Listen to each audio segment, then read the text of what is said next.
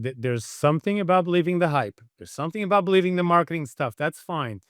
But try it yourself, right? Don't believe the hype, right? And this goes with AI as well. Just don't take it by granted that, you buy a subscription to ChatGPT and all of a sudden your problems are solved. Really try it out. But get a guided assistance as well, Yeah, because yeah. it's a tool at the end of the game.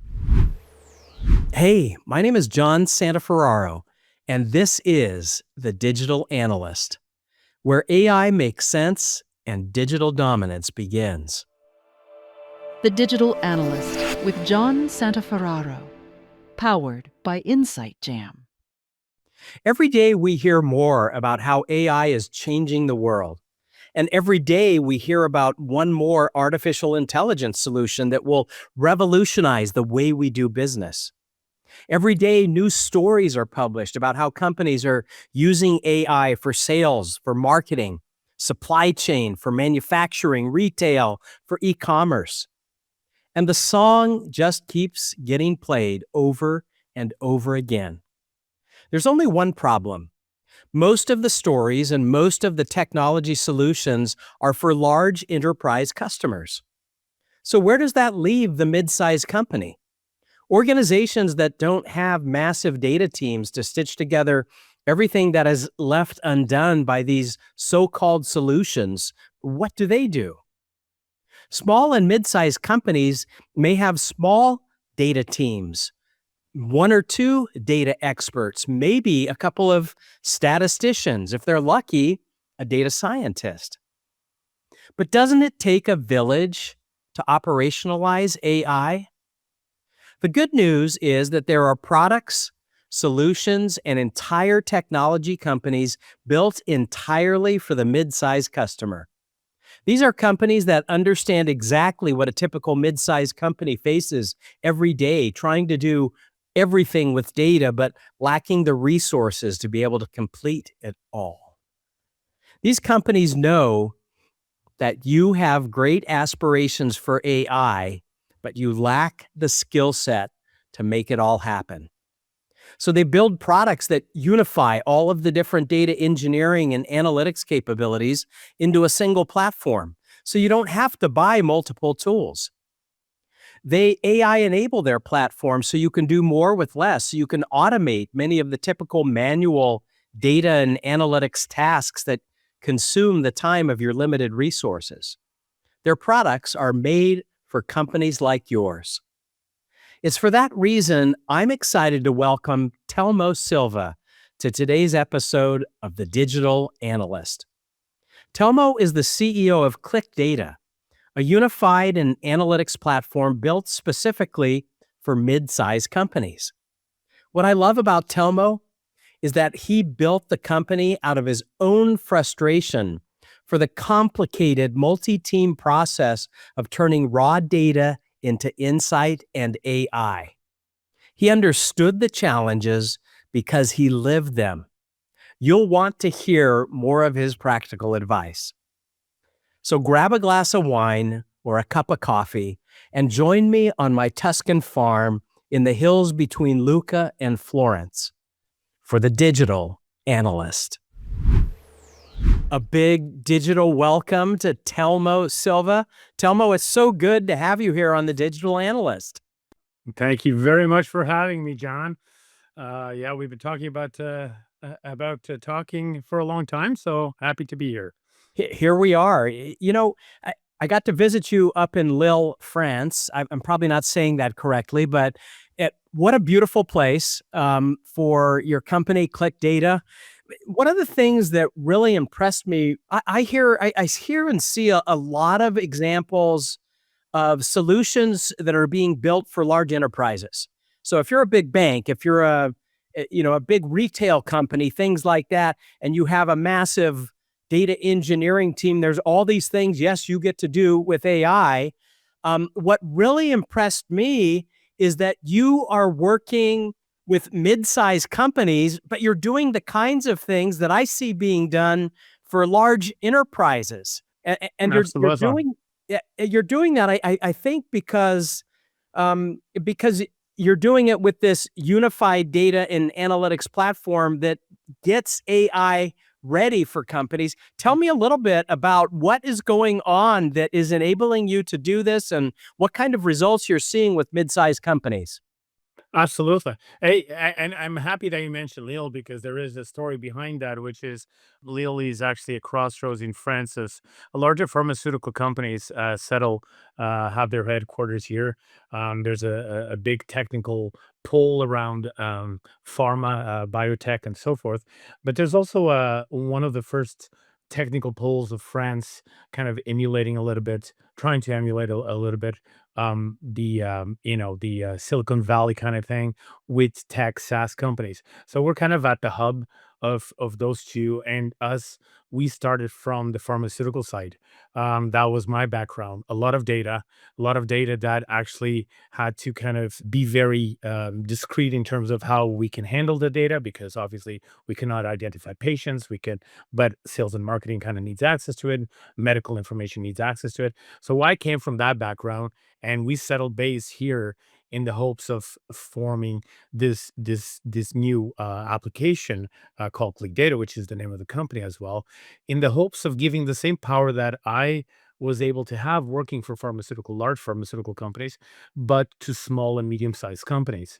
And it's not a nice to have, in my opinion, right? Because everybody knows how to work with Excel, and that's fine, and then it serves its purpose. But why do these large companies actually try to implement large scale systems, large enterprise systems? And and should small and medium companies follow that same path? And that was the big question when we started. Was yes, we do believe that there's a lot of value in what large companies are doing by setting up proper data warehouses, proper data cleansing, master data, strong pipelines of data flows, etc. There's a lot of value in maintaining that, creating that, and in the end result, actually delivering that through business intelligence to the users. But let's face it, small, medium-sized companies don't have the same infrastructure, resources, and knowledge and financial resources, principally, to implement the same systems in large companies. So this is really where we came about. We said, well, this is really important. And at the time, this was even before AI.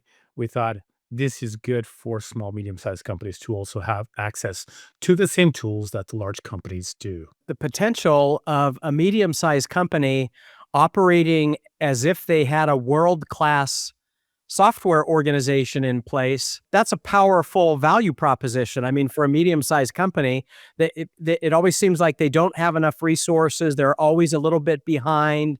Technologically, they seem to be behind. But when you have a unified data platform along with a unified analytics platform, everything from collecting data to being able to visualize the data and use it, being used by business users to bring insight, to be able to make the right decisions, and even then to deploy AI, having that in a single platform, are you seeing this happen with some of the mid-size companies that you're working with? They're actually now producing world-class analytics. Absolutely. And I mean, let's kind of analyze things a little bit, right? Why would a medium sized company or small sized company, for that matter, use something like a data unification platform like ours? Well, it is because they've kind of reached the end of what their individual tools could provide them in terms of reporting, analytics, etc. Right? I mean, every good CRM system has their own reporting baked in. ERP systems have their own reporting, and for everything else, there's exports in Excel, right? But at some point, that reaches a limit, and medium-sized companies quickly understand that, right? And in the age where the data is no longer easily accessible, and you have to go through APIs and authentications and very complex things in such a way that you need to automate this on a frequent basis. They start looking at tools, Zapier, if this, then that, and Power Apps and things, and they start patching stuff together to make it work. And by making it work, meaning I need to get this data from these different systems because only unified data will work for me, right? And what we do is actually, well, stop doing this patchwork and these little pieces of code here and there that sometimes run, sometimes don't. Use our platform, make it consistent, make it frequent, make it recurring, bring everything into a solid data warehouse and a data lake, and then start combining the data, start classifying the data, and start working with the data in a unified way.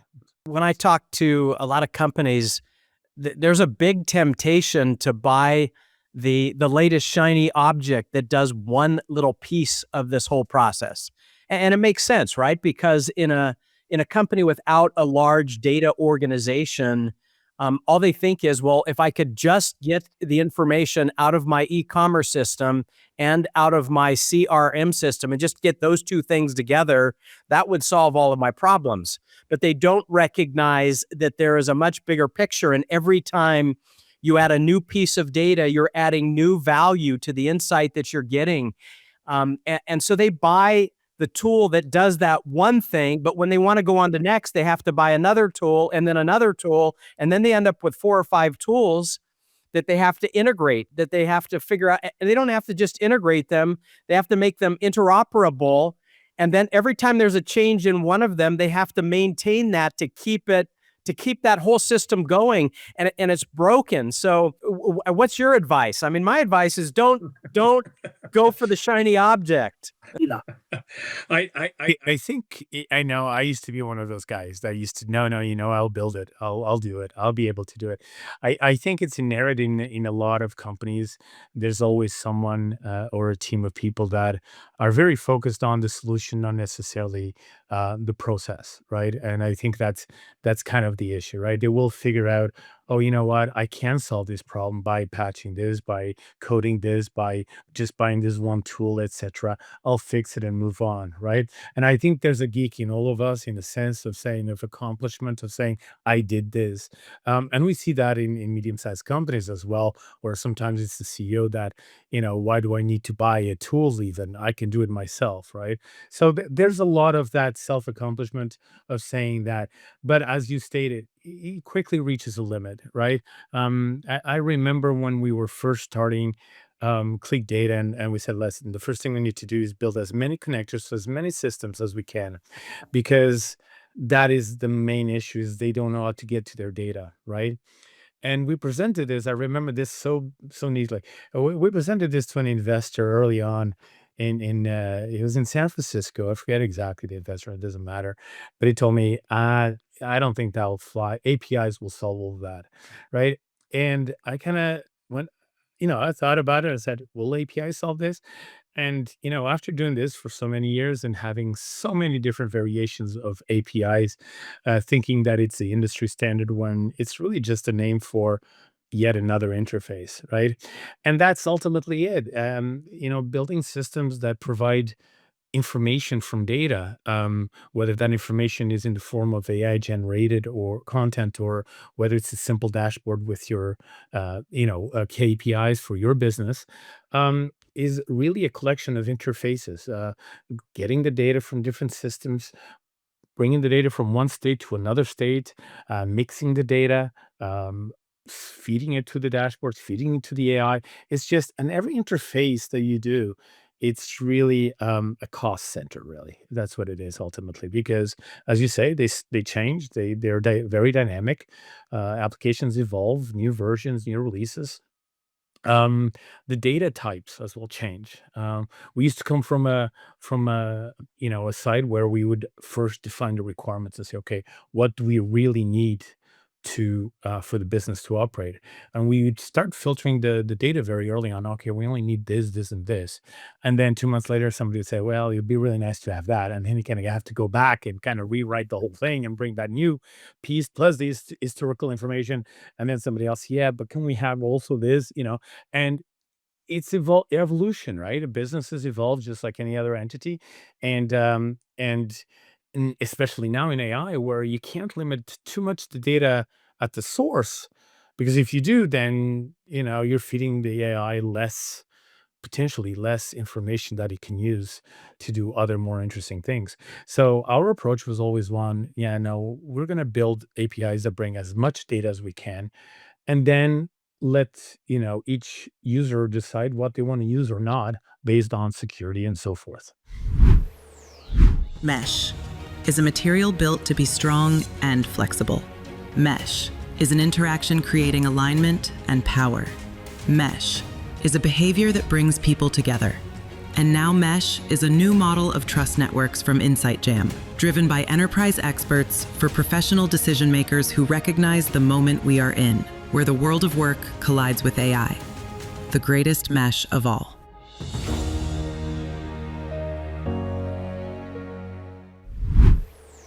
One of the things that strikes me is that AI in itself is another one of those shiny objects, right? Because I spoke with a company not too long ago that was going to do, they were going to implement, data capture, data transformation. They were going to build a real data warehouse, and they were going to put some business intelligence on it. And they were telling me that we scrapped all that, and we're actually just going to go straight to AI, and we're going to start building AI agents. And I was like, whoa, time out. That you can't do that. You actually can't. So that AI is another shiny object, but you really have to have this unified data and analytics platform in place to be able to do AI properly. You can't jump over that step. I agree with you, John. I mean, AI, there's a lot of noise about it. And, even more recently, I'm seeing, things in the news and everywhere else that on one hand, it concerns me because there's a lot of people making decisions based on this promise of AI solving all the technical world's problems. And on the other hand, there's some solid good stuff being developed, amazing stuff, right? And you kind of don't want to cloud one with the other. You don't want to go around and firing 4,000 developers and then kind of, oh, you know what? I actually need those 4,000 developers back, which is something that happened recently. But nonetheless, to me, AI can be used extremely effectively in when it comes to BI, and to business intelligence, to analytics, to running the business. But as you said, it has to have some context, some definitions of what it is. And I'll give you an example because we have customers that use ClicData almost to the point of saying, okay, it's kind of a bucket. I'll throw everything in there, right? And they'll throw different versions of sales history, different versions of CRM data, and so forth. So when you ask our AI to say, give me the sales data, extrapolate the sales, or forecast the sales for the next 3 months, right off the bat there's a difficulty that the AI has to say, yeah, but I see like 5 different versions of sales here. Which one is the right one to go with, right? Because you have different teams uploading things called sales, and that the AI is flagging as looks like sales data. So I'm going to use this, but there's 5 others. So we have these difficulties in kind of prompting the AI within the context to say, "Now, you should be looking at these." And at this point in time, it still remains um, a human responsible for deciding what is the master data for the company, what is what we consider reality, what is what we want to report on. And this could be regulatory. This could have a lot of implications, legal implications, regulatory implications, financial implications, right? What is the right data that the AI should be tapping into, while ignoring these, which potentially can be used for other purposes or within other contexts. So having the ability to define those data sets and the schemas and the relationships is absolutely critical, right? And we keep telling that, please don't use our AI responsibly. I'm not talking about, asking silly questions to it. I'm asking, make sure that you validate the answers, right? And use typical tools like query tools and dashboards that we have, other tools that we have, to validate that what the AI is saying, that is looking at the right thing and the right definitions, right? So there's a lot in there that we are learning along with our customers, and our customers themselves are actually kind of helping us improve a little bit how we implement that AI, because implementing it irresponsibly responsibly as well, that's an issue for most software editors like ourselves. So we're saying to the listeners, number one, don't go after the shiny object, the one tool that will do the one thing that you need, the individual tool. Don't think that AI is your shiny object. And I've been preaching about this since 2018, about the unification of data engineering all coming together in a single platform, the unification of analytics platforms all coming together in a single platform. And so I'm gonna pass this one off to you. I have 27 reasons why I think people should not go after the shiny object and go for the unified platform. But from your experience, what are you seeing with your customers, the real benefits to this unified platform? I think the unified platform gives it a basis to actually validate, first and foremost, to validate the AI, well, that what the AI is doing. And by the way, that's really how machine learning kind of works, right? You give it a set, you train it, you say this is the right answer, this is the wrong answer, and only then, and when you're sure that statistically it has a significance that it's mostly right, it's only then that you unleash it on the rest of your data, right? And I think what's happening these days is people are just unleashing it right away on, AI on, and just saying, okay, that's the truth, and not really sometimes using their own brain to say, okay, there's something not right about this, right? So I do believe that having the data unification first and foremost is really about validating your AI, right? You can only start applying AI once you are sure that it is actually looking at the right things, that it has the right context, that it has the right prompting, that it has the right scheme and relationships between data sets and metrics, right? Um, Obviously, the second thing, and this is something we kind of found very quickly, is the fact that the context of where it operates and the security of it is a huge challenge, right? When somebody uploads, a payroll data, right, to our platform, and if we just plug AI in and say, well, anybody can use AI, now they can start, tapping into everybody's private information, salary, and so forth, right? So security, how do you kind of put that AI piece in such a way that it understands the context of security that you've placed on this set of data, right? This is hard work. This is not easy, right? Because by the same token, you may have a manager or a CEO there asking the question, and you want to see the full visibility. How do you teach a machine to say, well, sometimes yes, sometimes no? And where do you put these rules in, right? So these rules have to be defined somewhere, right? And again, it's the old classic matrix or table. So and so yes, so and so no, right? There's no magic here, right? You can type it and tell GPT that or whatever, but it's still somebody typing it up and saying Yeah. these are the rules, right? So security is a huge concern issue, something that we're trying very hard to make sure that just by simply allowing access to AI within the platform, that it takes into context the user role, the user parameter of data visibility. Um, the third item is the data volume. To us, it's a challenge. And again, having a little AI on the dashboard to say, well, tell me about this data that you see on the dashboard. That's easy, right? Not only you solved your security problem, because right now, if you're seeing that data, you've already said, yes, this user can see this data, but it's a small chart, small amount of data. But the underlying tables behind that, they're millions, if not billions of rows, right? How do we process that amount of data, right? And and and send that to the AI and kind of hope that it's going to digest that and to kind of come up with things without using SQL first, because SQL will again hide potential nuggets of data. That is an issue from a cost perspective for our customers, for us, from a processing performance aspect. So there's a lot of things there that need some work on our side before we kind of unleash AI just openly out in the field. I'm sure there's another one. I don't even have 27 of them. This to us, we look at it from a technical point of view. I can imagine from a usability point of view, there's a lot more as well, right? Well, yeah, and I love that you took sort of the data and business perspective to talk about the benefits of a unified platform.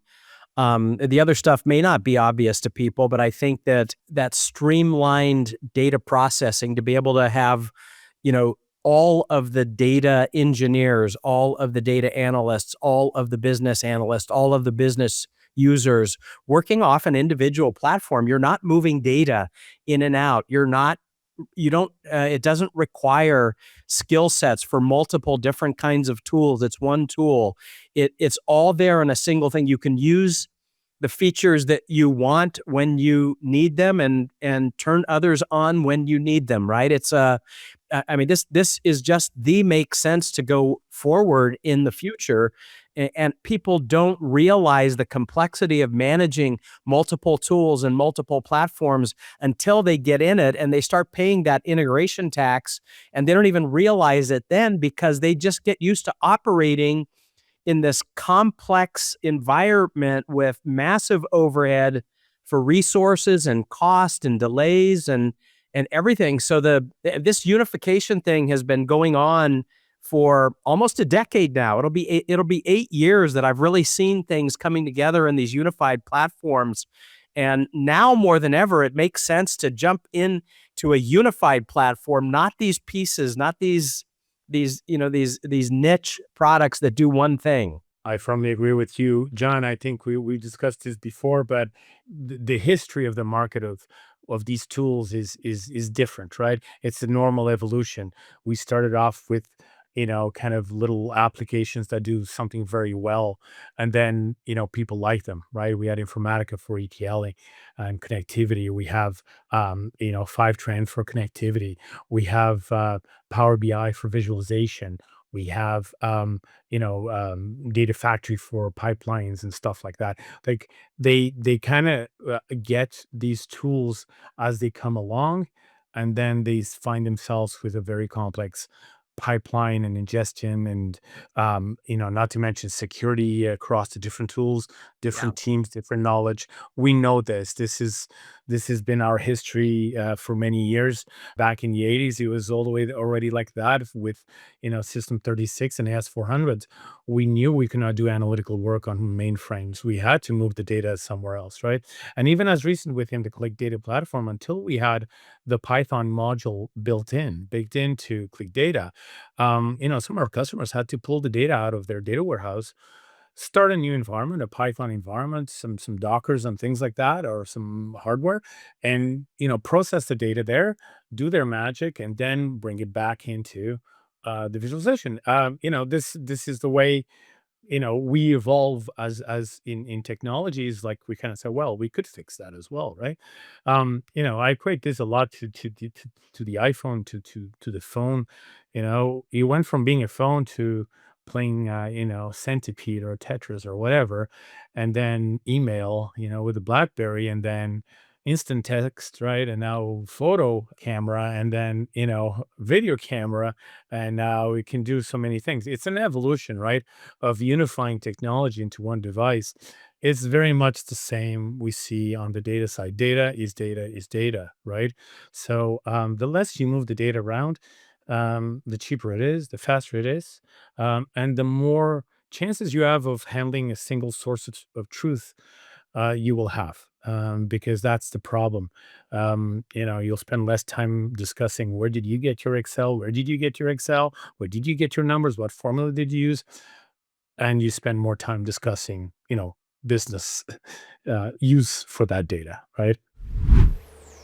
Unlock better leads with custom webinars by Solutions Review. And welcome to the Solution Spotlight featuring Broadcom, Alteryx, IBM, Impetus, Infor, Sigma, Radware, Infinidat, Revenera. Boost your brand with our exclusive virtual events featuring in-depth use cases, live product demos, and interactive Q&A sessions. All broadcast live to LinkedIn, YouTube, and Zoom. Straight from our state-of-the-art production studio or on location at industry tech conferences. Get the full package: custom promotional graphics, polished video production, and our massive social media reach. Fill your sales funnel with high-quality targeted leads.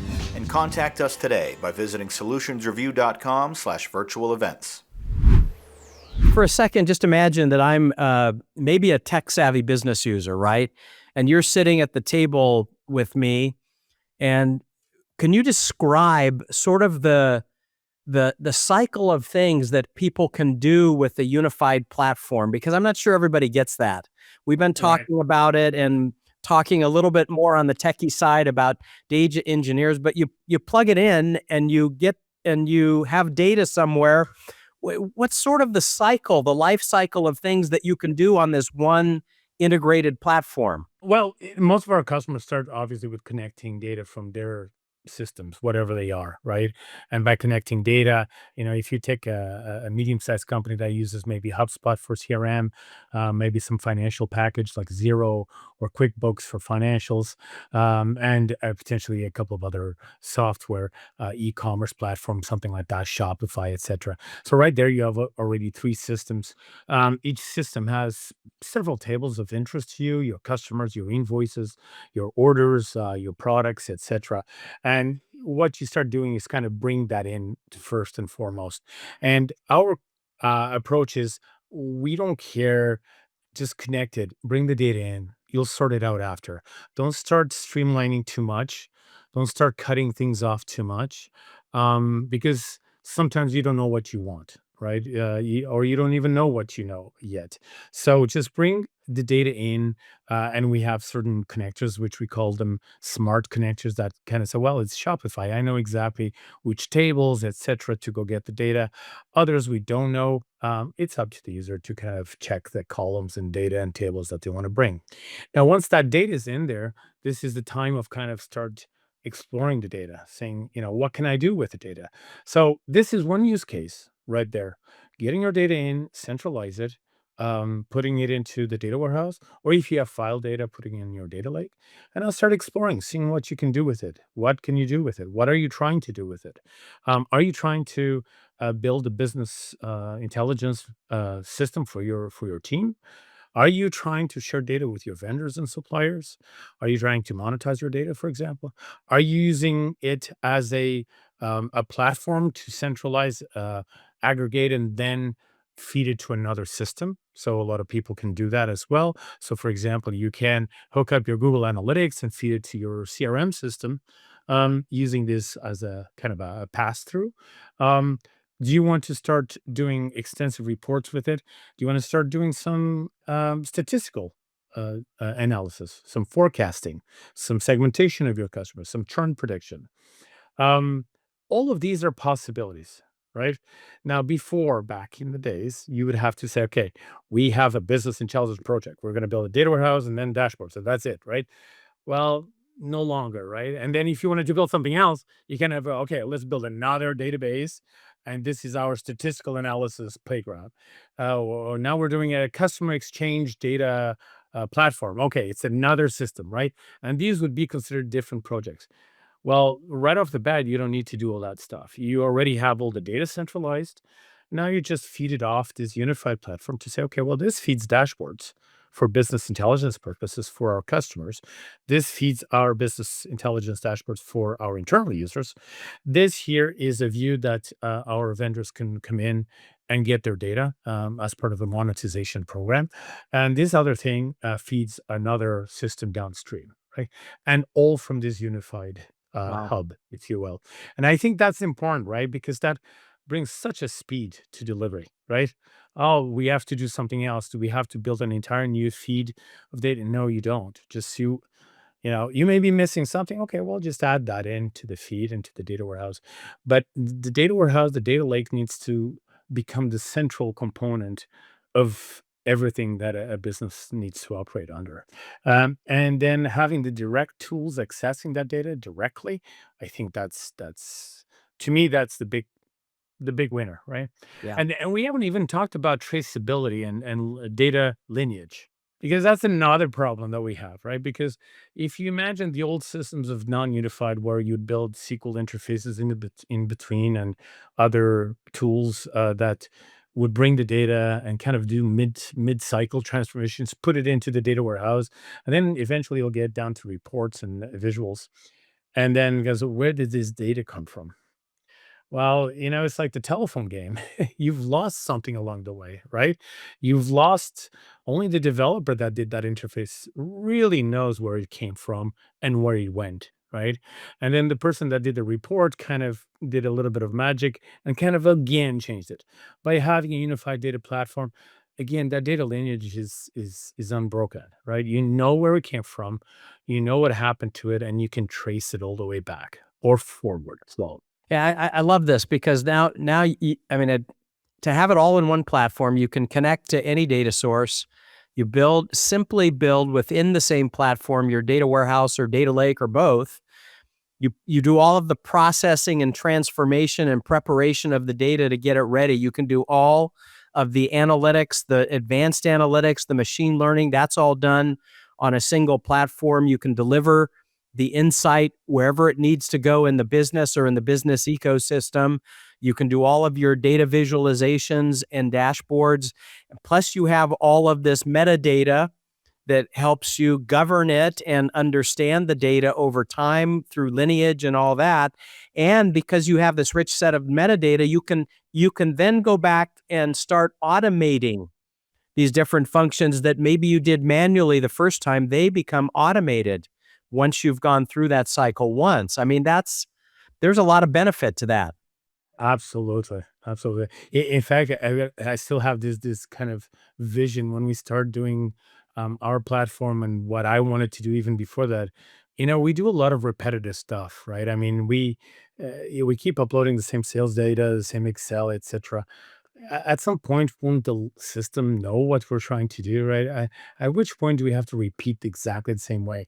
And that's another interesting part of this is by having it unified and seeing where it came from and where it is being used and what happened along the way, can we now train AI to also say, well, next time I do this, maybe suggest a similar pathway for my new data set? Because we can kind of look at the DNA of the data and say, well, that seems a lot like a sales type of data or a P&L or an order table or something. I know I've seen this before. The DNA is very familiar. It has the same a schema, concept as other tables, even if the data or the column names are not in the same language, even or have the same name. It's about the data itself. It says, I detect this pattern being very similar. I know this is an accounting thing of such, and I will suggest this to the user. Maybe it'll be very applicable to them. And this accelerates the development process of whatever you're trying to do so much, right? Because now you have the machine saying, well, this looks a lot like this file. And that's what we try to apply a click data because we have the advantage. Whereas with other tools, you kind of download them and install them, locally, and they're not really aware of anything else, any other company. Well, we are a SaaS cloud company. We know what a lot of companies are doing with their data, at least in terms of how they use certain metadata. And we can kind of suggest, oh, you know what, this seems like financial data. Here's some charts that people have used that are very similar. Would you like to pick one? Right? Would you like to take that as a template as a starting point? It's about learning. It's kind of like IntelliSense, when you go to Google and you start typing, it already knows what a lot of other people have typed before you. He's probably searching for this. That's what we're trying to do, is trying to learn as well from the usage of the data and share that knowledge with the users. Yeah, I'm guessing that some of our listeners probably already have experienced being overwhelmed with too many tools and the complexity of multi-platform systems.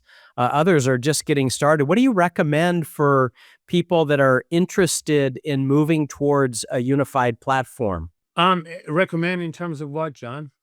I mean, where do they start? How do they do this? I mean, Oh, we make it sound simple, and it sounds simple to us because we've been doing yeah. this for a long time, right? But we're in a sense, we're in a bubble. Not everybody knows what we know, and we just gave them this whole world of data. What do you recommend for them in terms of a starting place? Yeah, you know what? You're right. You're absolutely right. I think sometimes we paint because we love what we do so much, and especially if it's your own software, like in the case of ClickData, there's a passion involved, and you kind of just promote it blindly, almost without even thinking about it.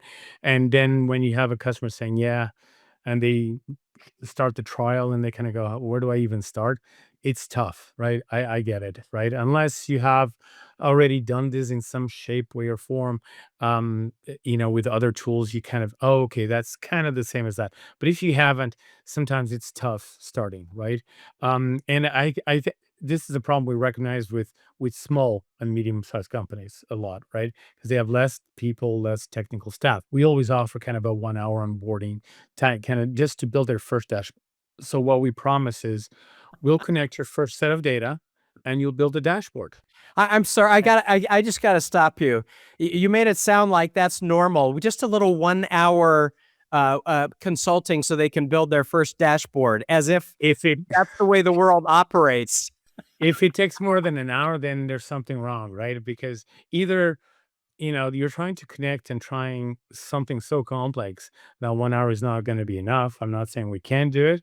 Yeah. Um, um, or, we didn't do something right, right? Yeah. Because if we're advocating the fact that you can connect your data, you have your own password and your system credentials for whatever systems you're trying. If you can't connect your data under an hour and start seeing the data flow through and put your first couple of charts on a dashboard in the first hour, then we got something wrong with our system, in my view, right? Wow. Wow. Now, I'm gonna stop you there, because I think that in and of itself, my recommendation, listeners, is go find a unified platform that can get your first view of data up within an hour, and you go from there. And that's the best advice anyway, right? The best advice absolutely. is pick an area where you can have some results, get a platform that can give you those results in an hour, and build from there. Done. Try it out. Try it out. Yeah. I do that for ClicData, for any other product, for CRM systems. There's something about believing the hype. There's something about believing the marketing stuff. That's fine. But try it yourself, right? Don't believe the hype, right? And this goes with AI as well. Just don't take it by granted that, you buy a subscription to ChatGPT and all of a sudden your problems are solved. Really try it out. But get a guided assistance as well, because Yeah. it's a tool at the end of the game, and tools take time to learn how to Yeah. tweak and use. Awesome. Well, Telmo, thank you so much for joining me on the Digital Analyst. You're the guy I want sitting next to me when I start to implement this. So I really appreciate all of your insight and the years of experience that you offer. Thanks for joining. John, thank you very much for having me. Thank you for joining today's episode of the Digital Analyst. Do me a favor, if you liked what you heard today, go down and like and subscribe to the InsideJam.com YouTube channel. You'll find more great content there, a lot about AI, helping you operationalize AI in your company. If you want more information about Telmo and his company, it's ClicData. That's ClicData, ClicData.com. And you can find him on LinkedIn as well. Connect with me on LinkedIn. That's the best. Let's continue this conversation, and I will see you again in 2 weeks. Powered by Insight Jam.